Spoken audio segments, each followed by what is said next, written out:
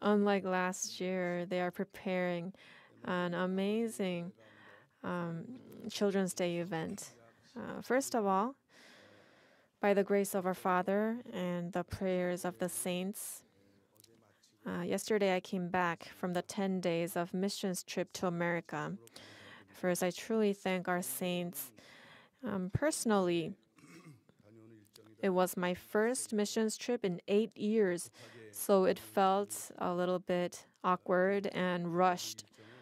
But ultimately, all the work that was planned were accomplished well. The most important event during this missions trip was the dedication service for the education building at Atlanta Garrison Hope Church, which happened on the 13th. When I heard about the process leading up to the dedication service, there was truly an amazing providence of God.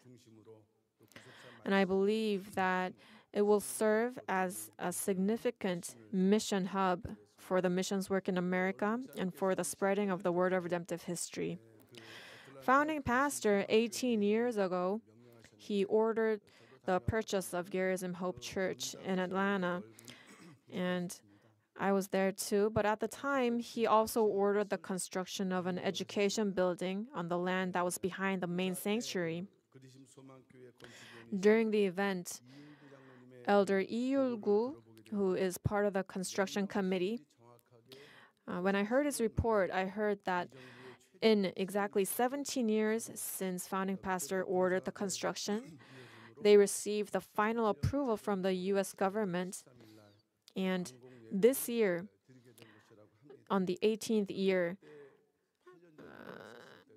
April 13th, the construction dedication service was able to be given. So it was very significant spiritually. And more than anything else, the construction of the education building at Garrison Hope Church is significant in that the spoken will is being fulfilled. And it's also significant in that it will serve as a place for the transmission of faith where the word of redemptive history will be proclaimed to the Korean Americans and the English-speaking congregation. And it will also serve as a place of nurturing the missioners of the word of redemptive history. For this event, I saw that Pastor Yu Sung-jun and Pastor Jabez Park and elders, they were very dedicated to this event and the construction. And also there were elders who were newly evangelized. And also they invited almost all of the pastors in America to the event. And since they all gathered, the pastors were able to have time of freely discussing the direction of the movement of redemptive history moving forward. So it was a very thankful time. First, we will look at the pictures. This is the entrance to the church, and the road was newly covered with asphalt. And this is the education building. It looks small, but it's actually a very long building. And there are a total of 13 rooms for education.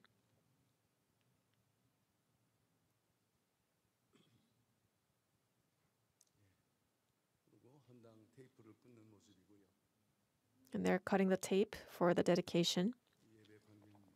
And this was the worship service.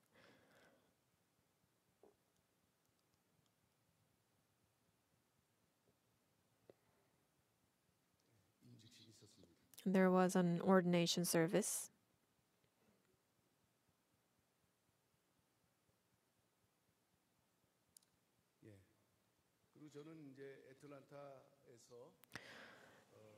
And from Atlanta, on Tuesday, I went to Tacoma, which is in the northwest of the U.S., and I met with the saints there. I listened to their situation.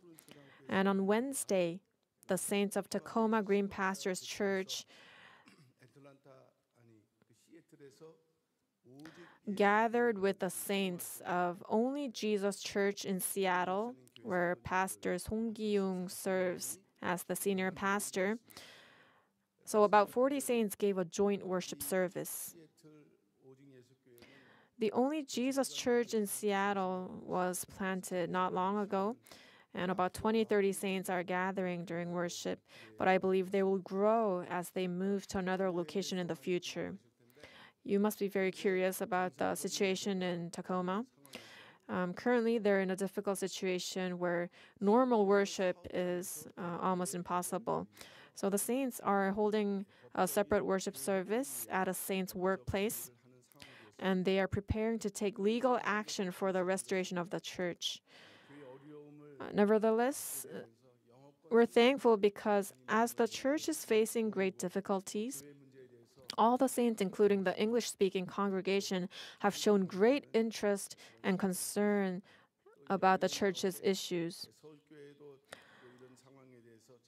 And even in this difficult situation, they also gave a donation of $5,000 for the gardening activities of our main church. So I truly thank them.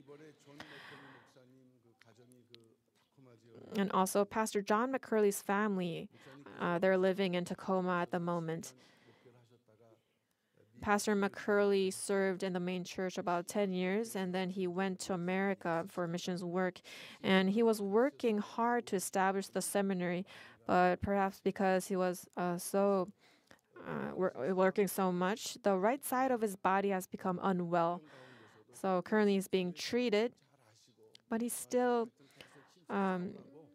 he is still able to understand the current church situation very well, and he told me to take courage. So I ask for your fervent prayers for the normalization of Tacoma Church and for Pastor John as well. Second, we saw the video for the Children's Day event. On May 4th, the church is holding the Children's Day Festival event for the year 2024. If any church fails to properly educate the children, then it would not be an exaggeration to say that there will be no future for that church. And it's the same with our church as well.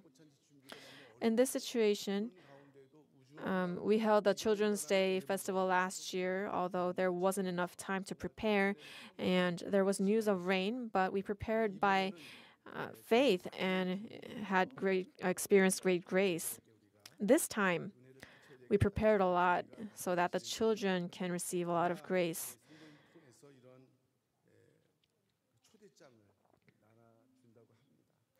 And they will be sending out an invitation like this. It's double-sided.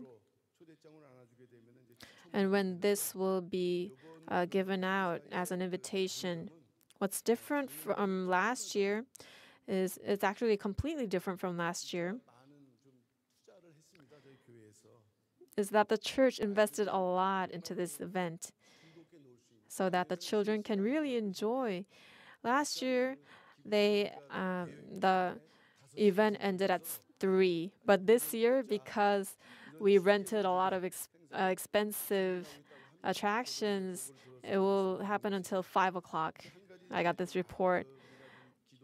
And one thing that we ask for your prayers is that we are lacking in food, the snacks.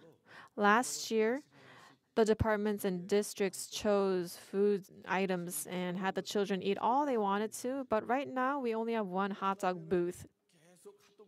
And if there's only one, then everybody's just going to eat the hot dogs.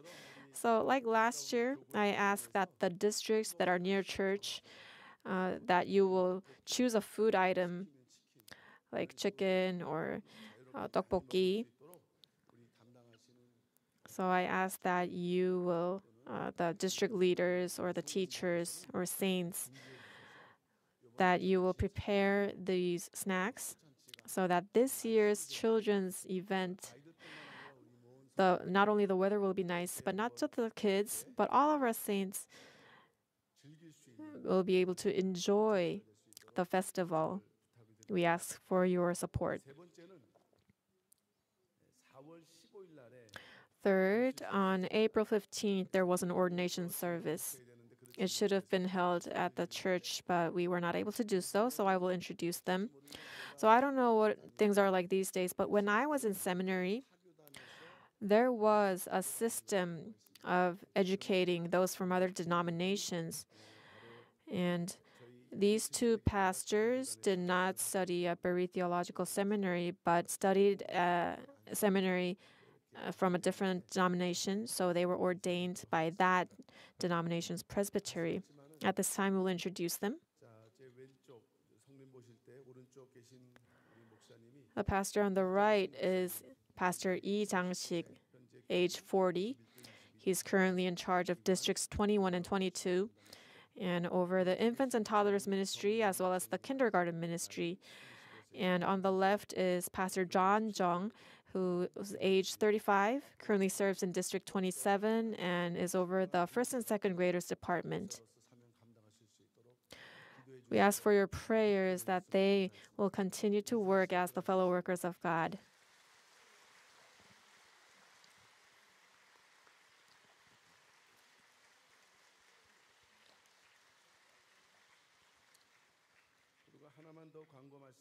And one more announcement. And after that, we will hear a word from Elder Ho Jun-seok.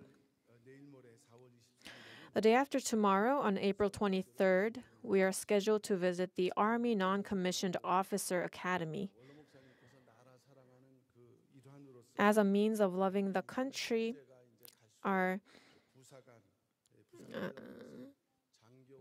the non-commissioned officer for these cadets, our founding pastor made big donations. And with that money, the academy built a fitness center. And in order to commemorate our founding pastor, they are holding a fitness event every year called Muscle Man. And it's a competition for all those who are working out. And this event was held just centered around the academy and the officers.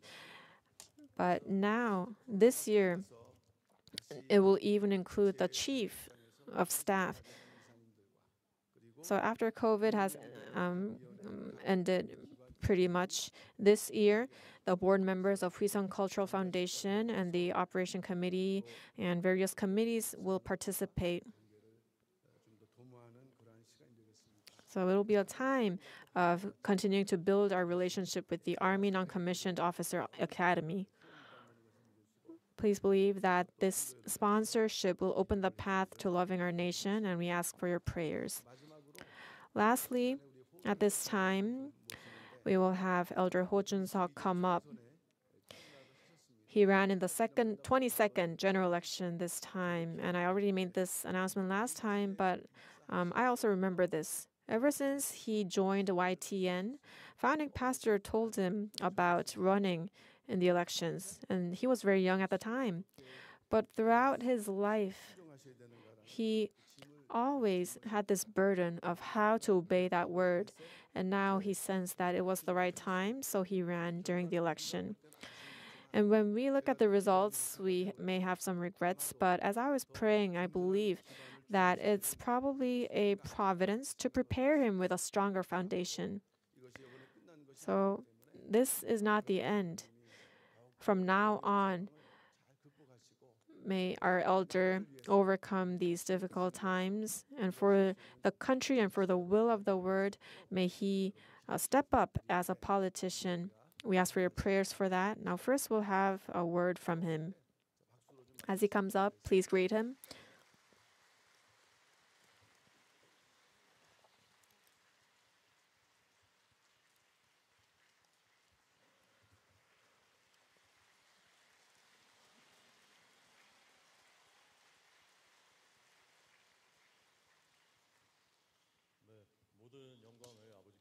I give all glory to Father God. At the beginning of this year, I took a picture for the posters at the beginning of the year, and it was photoshopped so much that I looked 20 years younger, and I thought, this is too much. But amazingly, many residents who I met towards the end, uh, many people told me, "Oh, you actually look younger than the photos in person." So I don't know how many years younger I became. This is a miracle, right? For decades, I lived a life of faith, but there were homeworks that I could not solve. But in the past couple of months, they were all resolved. And just by that, I think it's a miracle and a blessing. We might think that we must go straight towards the Gyeongin Road, and at times the GPS tells us to go to the Seobu Expressway. And the GPS, they see things that we do not see. And how much more so for God? God is always right. And there are many times where, after a long time, we realize, oh, God was right. So please do not worry, do not fear. As fellow workers, you truly prayed with cheers for me, and there are saints who sponsored me, and not just on the opposite side, but on our side.